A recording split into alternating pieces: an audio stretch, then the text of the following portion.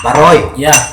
ini kan kita sedikitnya bicara tentang kehidupan. Oh. Jadi kalau bicara persoalan kehidupan ini kan pasti berbicara tentang pengalaman hidup seseorang Ya, atau orang benar, lain. benar. Ya, saya punya cerita Pak Roy ini tentang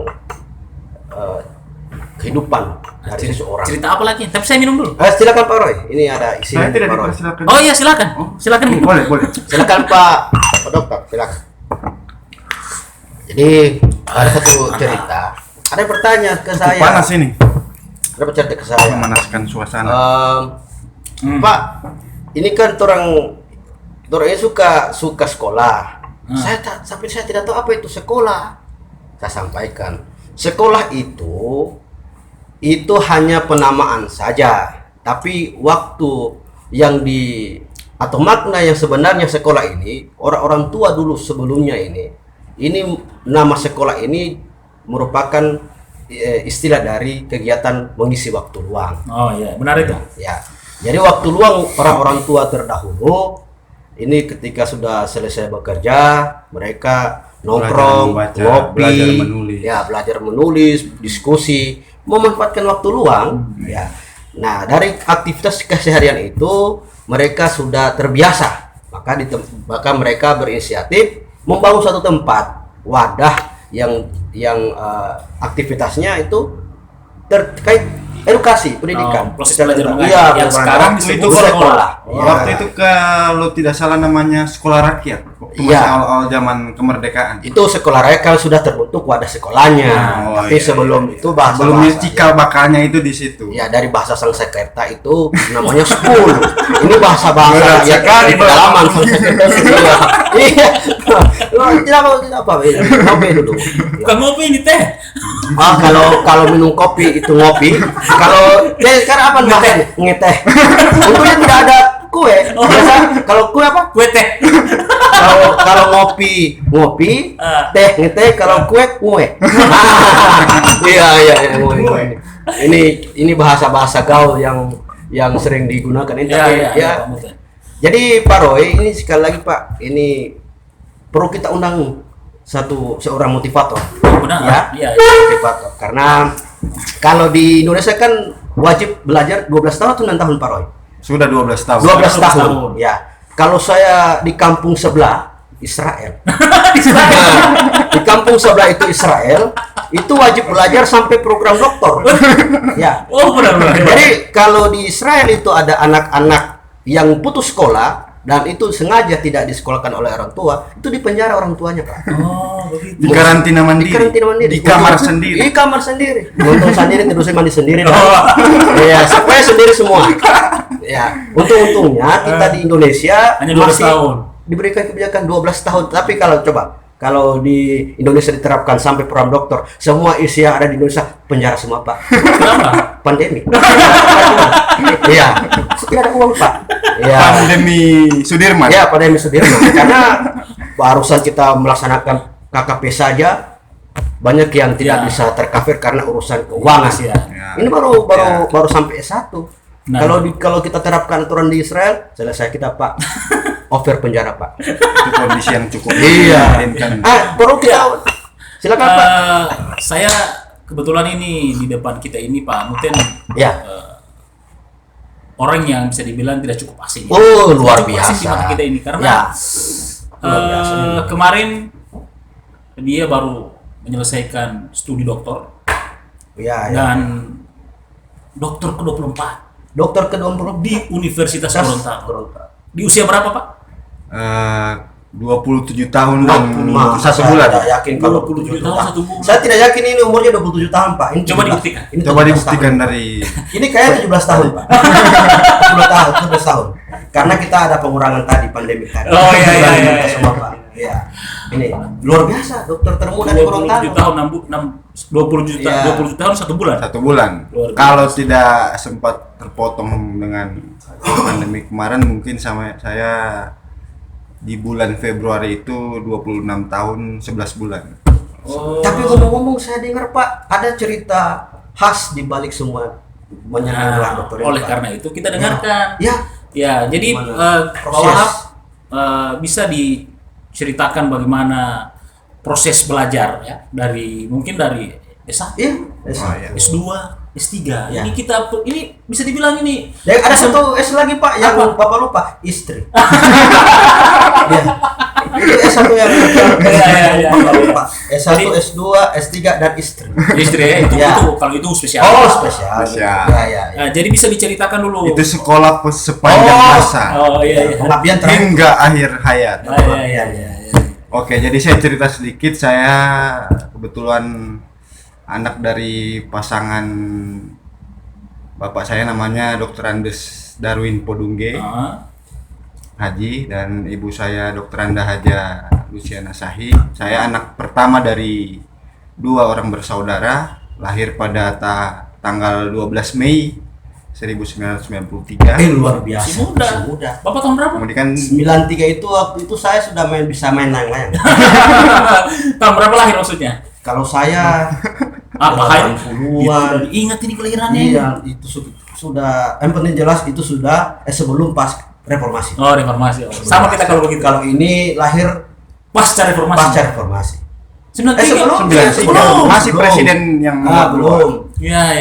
Iya, jadi waktu itu saya memulai pendidikan formal di usia 5 tahun, tepatnya kelas 1 SD tahun 98. Waktu itu di Makassar. Saya curiga saya- ini lahir di aksi 98 ini Pak. Waktu mahasiswa demo ini saya curiga ini beliau lahir di situ Pak. 98. 98 saya mulai pendidikan. Waktu itu di Makassar karena kebetulan orang tua dan saudara-saudaranya itu semuanya perantau, tapi asli Gorontalo. Bapak ibu itu asli Gorontalo, Podungge dan Sahi. Kemudian opa dan oma saya bekerja di Makassar. Kemudian lahirlah anak-anak mereka, 5 bersaudara. Cucunya salah satunya saya. Bapak saya anak kedua dari 5 bersaudara. Kemudian tahun 1999 itu menjelang abad 21 kami memutuskan pindah ke Gorontalo sekeluarga. Saya melanjutkan lagi sekolah di SD di Bone Pantai di Nengo. Nengo ya. Cukup jauh dengan laut. Jauh ya. Alias Jauh dari kota tapi dekat dengan laut. dekat dengan laut. Iya. SMP 2006 sampai 2005 sampai 2007, SMA 2007 sampai 2010. S1 saya masuk di UNG tahun 2010 di Fakultas Ekonomi. Lulus tahun 2014, 4 tahun. Kemudian saya lanjut S2 di tahun yang sama, 2014, selama 3 semester, 1 tahun setengah. Saya Biasa ini 3 semester. lulus 2016. Waktu itu 2016 lulus S2 di Prodi Administrasi Publik. Kemudian 2016 juga saya mendaftarkan diri S3 di tempat yang sama di UNG. Dan lulus tahun 2020, baru 2 minggu yang kemarin. Oh, ya. Jadi Rentetan pendidikan formal dari 98 sampai 2020 itu Ya. alhamdulillah dengan ada kesehatan, diberikan rezeki juga dari bantuan juga banyak dari orang tua. 98 sampai 2020 kira-kira 21 tahun saya pendidikan formal dan alhamdulillah tidak putus-putus. tidak putus-putus ya. Alhamdulillah. Wah, luar biasa. Kalau saya masih sempat jeda 2 tahun setelah Baik. dari SMA ke bangku perkuliahan itu saya jadanya 2 tahun. Tapi setelah masuk S1 Ya. tidak berhenti sampai S3. Iya, karena jiwa muda Iya, kita itu benar. termotivasi terus untuk eksplorasi ilmu sampai Ya, pada ya. batas maksimal. Berarti sama dengan saya juga tiap pernah putus es saya. Maksudnya minum es, putus, minum es yang tadi. Jadi jadi Pak Wahab ini pemirsa ini menjadi motivasi bagi kita semua. Ya, benar. Ini masih di jiwa atau di usia yang Usia muda, muda. yang masih muda. Ini sudah menyandang gelar doktor ya. Ini doktor ini gelar akademik yang tertinggi ini. Ya, doktor. gelar. Ya, mudah-mudahan Prestisius. itu ya. Mudah-mudahan cepat mendapatkan jabatan baru atau gelar baru, Profesor. Woi, amin. Ya, Amin, amin amin. ya. Amin. Profesor Dibantu dengan Pak Ya. yang Jadi banyak di riset ini saya contoh yang jadi bagus. partner Ini beliau. contoh yang bagus. di usia yang mudanya dia Pak Dr. Wahab ini sudah berhasil menyelesaikan studi formalnya, tapi tidak menutup kemungkinan ya teman-teman atau bapak ibu para penonton yang menyaksikan video ini sebuah cerita kehidupan dari Pak Dokter ini, baik itu selama dia menekuni ilmu pendidikan sampai dia menjadi seorang dosen di sebuah perguruan tinggi, sampai dengan hari ini diberikan amanah menjadi ketua satuan pelaksana kuliah kerja. Itu luar biasa, Pak. Ya, jadi memang ketika ditanya kemarin Pak Mutes, kira-kira siapa kira-kira yang kemudian cocok menjadi ketua panitia pelaksana KKP di tahun ini, saya langsung terpikir, wah ini Pak Wahab cocok. Saya malahan lebih ekstrim. Apa? Sebelum kita bicara KKP, saya sudah mimpikan Pak Wahab. Lebih parah lagi kalau begitu. Ilham ini langsung. Ya. Tapi saya tidak yakin bahwa saya akan dipilih menjadi sekretarisnya Pak Wahab. Saya tidak yakin karena saya belum bisa mampu menyesuaikan pendidikan beliau. Cuman karena beliau melihat bahwa Mutin itu bisa digunakan di mana saja, artinya jaringannya luas, ya. Tapi pengalaman Bapak lebih banyak dari saya. Bapak lebih senior dibandingkan saya menjadi dosen. Jadi begini Pak Mutin, saya juga punya pengalaman yang sama ini di studi ini. Tapi dari keseluruhan proses pembelajaran yang saya lalui, saya itu paling terkesan dengan waktu saya mengikuti program dokter. Banyak kesan di situ, dan ketika saya cerita terkadang semua masih ada yang sesuatu yang mungkin belum bisa saya bahasakan karena memang sangat-sangat berkesan. Olehnya karena saya mungkin tidak perlu kita tanya ke Pak Wahab. Kira-kira saya dengar juga Pak Wahab sudah berkeluarga ya? Oh iya. Ya saya dengar ada cerita yang menarik di situ.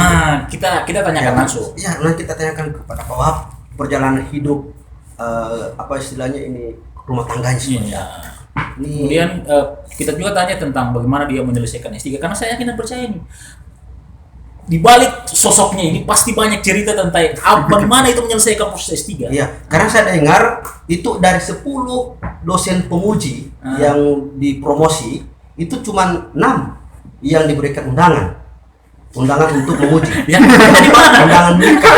Ini yang saya curiga ini Pak. Undangan nikah. Jadi salah alamat ini saya yakin dan percaya. Jadi diuji oleh 6 orang dosen dan diangkat oleh 4 orang dosen. Ini pengurus ini nih saya berpikir ke situ Pak. Ternyata tidak seperti itu. Tetap 10 dosennya ini hadir pada waktu ujian promosi dan itu disaksikan oleh keluarga, para instansi sivitas akademik. Tapi saya dengar juga ini punya cerita apa bisa dibilang ya, cerita sedih. Iya. Kalau diibaratkan sebuah cerita mungkin ini cocoknya ada di film-film. Betul. Tapi ternyata ini kisah nyata. Apa yang dia rasakan ini mungkin bagi kita ini berat, tapi saya melihat dia salah satu menjadi orang yang terpilih untuk bisa merasakan beban ini dan dia cukup kuat. Luar biasa. Ini menginspirasi. Bisa diceritakan dulu bagaimana prosesnya ini, mulai dari proses penyelesaian S3, kemudian menikah, proses penyelesaian misalnya S3 yang misalnya pending gara-gara COVID, kemudian pernikahan juga yang pending gara-gara COVID, kemudian pada saat proses penyelesaian ada masalah, ada musibah dan sebagainya. Ini saya pikir ini perlu diceritakan. Baik, jadi waktu itu saya memutuskan dulu untuk sekolah lanjut dokter. Pertama ada rasa ketidakpercayaan diri saya. Tidak percaya diri Pak? Yang pertama soal pengalaman. Saya kan setelah lulus S1 kan saya tidak ada space lagi, misalnya bekerja dulu, cari-cari kerja sampingan dulu. Saya langsung diajak oleh kebetulan juga orang tua angkat saya, guru saya, promotor saya dari S1, S2 sampai dengan S3, namanya Profesor Dr. Asna Aneta, MSI. Saya kebetulan dengan anaknya itu sahabat atau teman dekat sejak saya memulai S1. Kemudian setelah kami sama-sama selesai S1, saya dimotivasi oleh Prof. Asna untuk melanjutkan studi lagi ke S2. Sempat saya tidak percaya diri karena waktu menyelesaikan S1 saja saya kelimpungan. Karena waktu itu cukup banyak nilai saya yang tidak memenuhi syarat. Tapi dengan satu keyakinan saya, ya sudah bismillah kita lanjut. Berikut waktu saya selesai S2 tahun 2016, tanda petik juga dipaksa beliau untuk lanjut S3. Saya sampai sempat menangis ke Prof Asna. Prof, saya ini pengalamannya masih sangat sedikit. Bagaimana Prof? Dia bilang jalan saja, running. Lalu kemudian saya berikhtiar pulang ke rumah, ceritakan ke bapak, Pak, saya ini belum kerja sama sekali. Terus saya ini ditawari, ayo kita S3 sama-sama bersama dengan anaknya, Dwi Indah. Sempat saya berpikir, aduh, bagaimana ini caranya Pak? Bagaimana keuangan ini, orang mau ambil S3 ini? Iya, benar. Saya ini mulai dari tidak punya apa-apa. Saya ikhtiar sholat sunat waktu itu semalaman. Waktu itu saya ingat sekali malam Jumat saya sholat. Kalau memang ini sudah jalannya, saya ada di jenjang pendidikan, karena kebetulan bapak saya juga adalah seorang guru dan darah mendidik juga itu mengalir ke saya. Saya ada passion juga di soal mengedukasi ke orang lain, membagi pengalaman, membagi ilmu ke orang lain. Lalu kemudian bapak saya bilang, Bapak percaya kau bisa kasih selesai S3, cuma ada satu syarat, kau harus tanggung jawab. Cuma itu saja. Benar. Bapak, tanggung jawab. Ya, tanggung jawab di sini ini maksudnya kalau berani memulai harus berani selesaikan. Yeah. Adapun soal biaya dan lain sebagainya, biar nanti bapak yang pikir. Di situ saya berjanji juga Pak, di samping saya sementara sekolah S3, nantinya saya juga akan berusaha mencari kerja sembari menyelesaikan studi. Dan tanggung jawab itu yang saya ingat sampai dengan minggu lalu saya promosi. Namun di tengah perjalanan saya sempat berpikir, apa ya kira-kira yang bisa menjadi motivasi saya untuk bisa menyelesaikan studi? Ada 3 sih sebenarnya. Yang pertama itu harus ada, saya pakai prinsip nekat. Ya. Terikat namanya itu, terikat. Kat yang pertama adalah nekat. Nah. Kat yang kedua adalah tekad. Tekad yang besar. Ya pertama kenapa saya nekat? Karena saya tidak punya tabungan sama sekali. Waktu itu tabungan saya hanya 1 juta di rekening, 500.000 dipakai untuk registrasi pendaftaran S3. Ya luar biasa ini. Saya nekat kan? Saya harus. Biasanya kalau orang-orang ambil S3 itu ada space 50 sampai 100 itu juta. Pasti ditanya. Tabungan memang kan? Itu ditanya. Saya cuma 1 juta Pak. 500.000 saya bismillah, waktu itu saya ke Bank BNI sama teman saya Iin daftar ambil S3. Belum pikir bayar SPP nantinya bagaimana kan. Nah, jadi itu nekat yang pertama. Yang kedua adalah tekad. Saya punya keyakinan, saya punya semangat untuk bisa menyelesaikan studi, jadi tekad itu yang kedua. Yang yang ketiga adalah perekat. Nah, perekat di sini bisa diinterpretasikan paham dengan cara yang luas. Artinya saya di situ harus terus selalu berdoa, terus selalu berikhtiar, berusaha mencari. Misalnya saya juga kebetulan kami di keluarga itu, kalau saya sebelah bapak itu turunan intelektual. Ada yang PNS, ada yang guru, ada yang dosen dan lain sebagainya. Kalau di sebelah mama itu wirausaha, pengusaha semuanya. Jadi saya datang ke nyambi-nyambi ke tante saya. Kebetulan kan rumah saya tadi saya bilang jauh dari laut, alias dekat dari laut. Kalau saya sudah tidak ada uang, jadi saya ke pelelangan ikan biasanya, minta ikan begini-begini, bantu angkat ikan atau bagaimana, jual ikan sana sini, dapat 100 satu hari 100-200 ribu kan lumayan, saya tabung lagi. Ya bantulah orang tua untuk membayar SPP. Jadi tunggu Pak, saya foto. Luar biasa ini kalau dari pertengahan ceritanya. Tapi kalau Bapak dengar tadi itu jangan Bapak mau S3 kemudian surut niatnya. Kalau saya 4 apa? 4 prinsip. Apa itu? kalau Pak Dokter Wahab Hanya bilang cuma 3, saya tambah 1. Apa Kalau itu? saya angkat tangan dan angkat kaki. Mampu. Kalau saya itu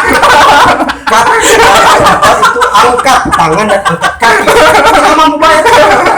Jadi bagi saya luar biasa itu konsep. Kalau waktu cerita menjadi caleg kan 3 O. Iya. 3 O. Nah, otak, otot, ongkos. Jadi kita harus cerdas, harus kuat dan banyak Ini lagi caleg ya, kita bicara dengan Pak Abu tentang motivasi. Jadi pemirsa, khususnya bagi teman-teman mahasiswa KKP ini ya. Jadi kalau bicara persoalan ekonomi mahasiswa ini kita lebih banyak sharing dengan Pak Wahab ini karena beliau ini sampai berada di jenjang pendidikan S3 ini juga butuh perjuangan. Iya, benar. Perjuangan. Tidak ada modal, ya. Kafarannya luar biasa. Ya, tidak ada modal. Kalau modal saya hanya modal pinjam saya, Pak. Modal pinjam. Karena sini saya pinjam. Yang penting saya tidak dipinjamkan ijazah. Oh, benar itu. Ya. Cuma itu saja. Modal karena studi modal pinjam, yang penting ijazah jangan dipinjamkan. Artinya begini, Pak Muten. Ya. Saya juga merasakan bagaimana akhir studi itu. Ya. Jadi semua kita Ya. korbankan ini, kasih di sini, kasih di situ, kasih. Tapi kan Sawah setelah- dan ladang. Iya, tapi kan ketika Terbuang. selesai, seolah itu bisa kembali lagi dan kembali Ya. itu luar biasa. Ya. Luar biasa. Makanya Pak Muten jangan takut kalau mau S3 ya. Oh, Jangan tidak. sudah dengar cerita Pak Wahab tadi kemudian sudah angkat Ya. tangan dan angkat kaki. Oh.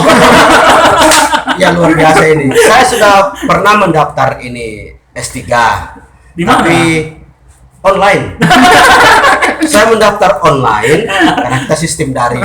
Ya, biasa daring. Ya. Online 2 minggu saya tunggu tidak pernah diterima berkas saya. Kenapa? Saya tidak pernah berkirim, mati jaring. Luar biasa ini.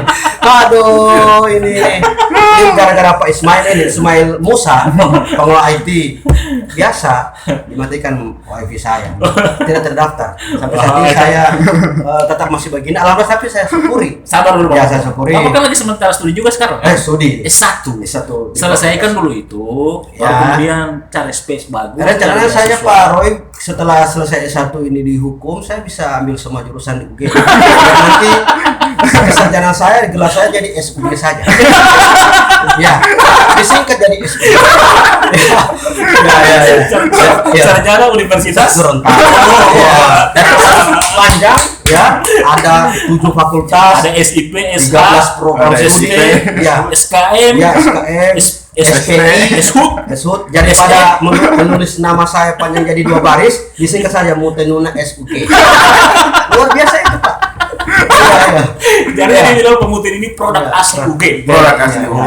Tadi Saya lanjutkan Pak, lanjut ya, kita lanjut dulu Iya, ya. ya, silakan Pak. Menarik ini. Saya teringat waktu itu salah satu juga motivasi dari guru saya, Prof. Asnan, mengatakan bahwa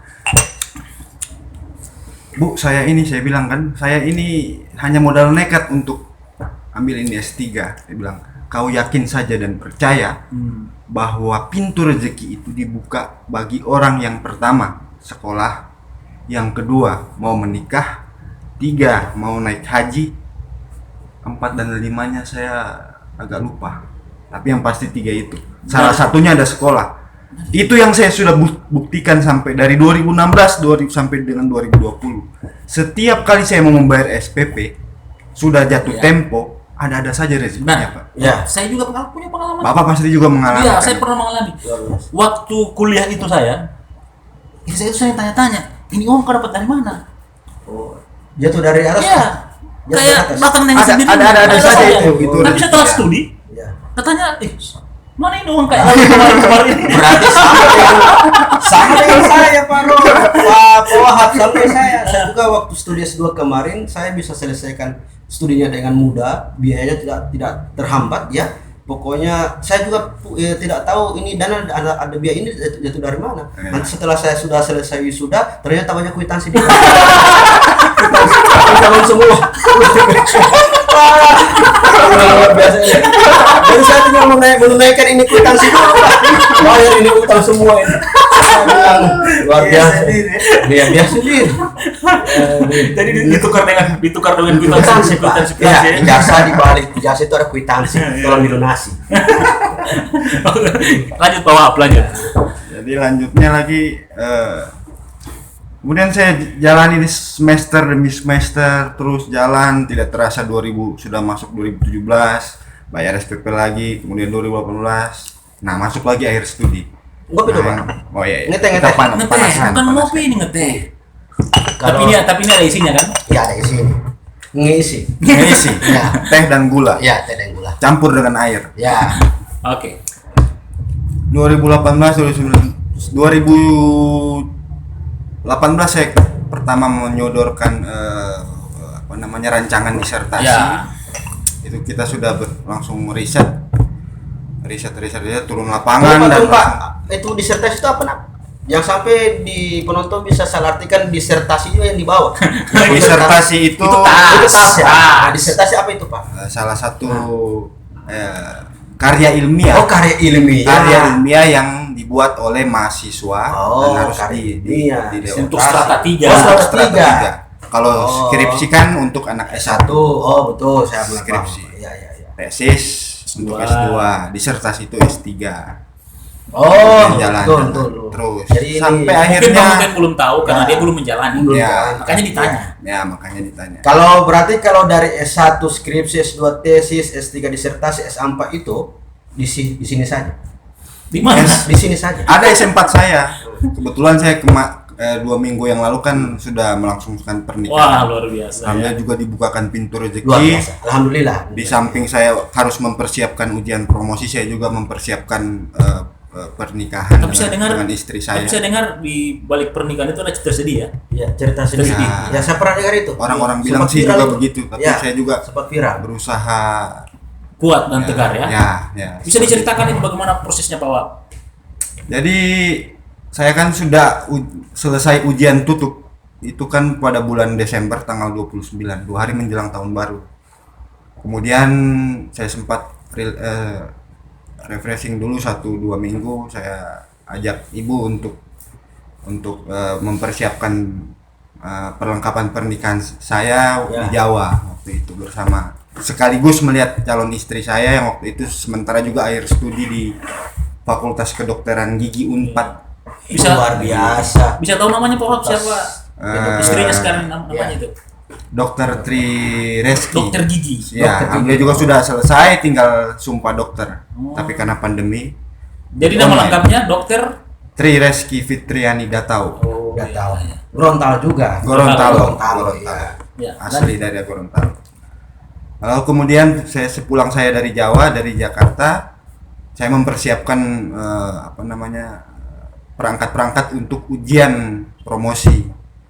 Tapi dalam 1 bulan selama sebulan Februari itu saya mempersiapkan, tiba-tiba di awal Maret itu COVID-19 mulai masuk di Indonesia. Kalau tidak salah itu tanggal 8 itu kasus pertama di Indonesia masuk. Sementara 8 jadwal Maret. saya sudah keluar untuk tanggal 20. 20 Maret. 20 Maret untuk ujian promosi. Ya, promosi. Iya, iya. Semua tanda tangan untuk lembar pengesahan saya sudah lengkap, tinggal satu yang belum tanda tangan, Pak Rektor UNG. Jadi saya menghadap beliau waktu itu kira-kira di tanggal 15. Hari itu juga keluar surat edaran Menteri Mas Nadiem, Tidak boleh tatap muka. tidak Mas Menteri. bisa Mas kita belum menghentikan sementara aktivitas kampus. Ya. Nah, di situ saya ibarat orang yang sudah mau siap berperang, ya kan? Sudah otot-otot sudah pada otot dan otak sudah nyetel semua, tapi tiba-tiba langsung down karena tidak bisa.